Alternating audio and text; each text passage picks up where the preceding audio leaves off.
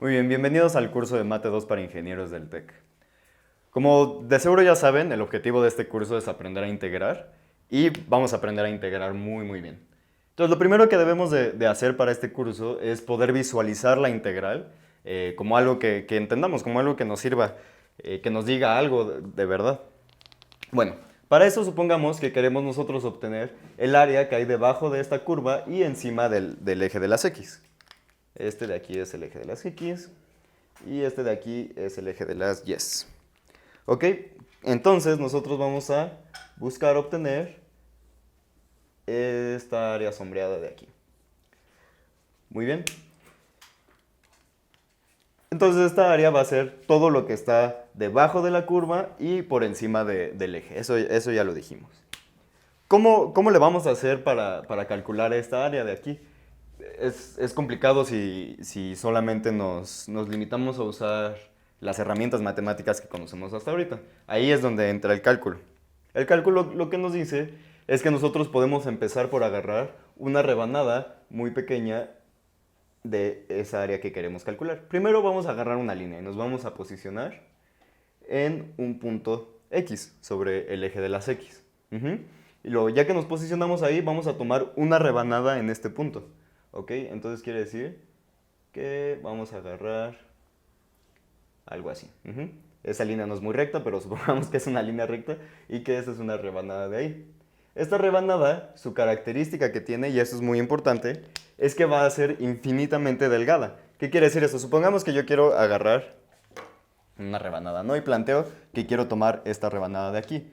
Entonces yo la voy a hacer pequeña, hasta que estas dos líneas, o hasta que la distancia que haya entre estas dos líneas sea prácticamente nula. ¿Qué quiere decir eso? Que el valor aquí de x y el valor aquí de x van a ser prácticamente el mismo, o matemáticamente van a ser el mismo porque esta línea es infinitamente delgada. Sin embargo, eso no significa que no exista que no tenga ancho. ¿Están de acuerdo? Entonces vamos a ponerle que su anchura tiene un valor de dx, es decir, un diferencial de x. Si x está aquí, esta va a tener un ancho de d de x, casi este mismo valor, pero con un diferencial, con una pequeña diferencia. Muy bien, ya tenemos entonces planteada nuestra rebanada matemática, nuestra rebanada teórica, que es infinitamente delgada. Entonces ahora podemos obtener el área de esta rebanada. Vamos a ponerle slice y vamos a calcular entonces el área del slice. Que esto va a ser igual entonces, si nos damos cuenta es un rectángulo. El área de un rectángulo es base por altura. Si mi base es de x y mi altura es f de x, ¿sí? Eso no lo había explicado. Esta línea de aquí obviamente está descrita por una función en este caso que va a depender de x, de este eje x de aquí, y me va a dar un valor en el eje de las y, por lo que yo puedo decir que f de x es igual a y esta va a ser una función, cualquiera, ¿no? Entonces, yo para conocer la altura de mi rectángulo en todo momento, o sea, en este punto, pues si me doy cuenta va a ir desde 0 hasta el valor de y que va a tener mi función en este punto.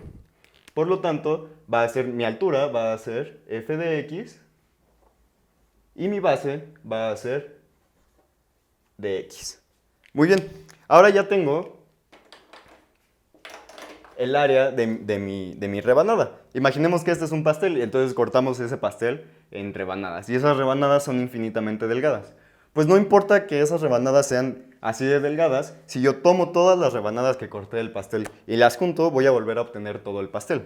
Es como una baraja de cartas. Tenemos toda la baraja en su conjunto y se ve así, pero yo la puedo dividir en cartas individuales.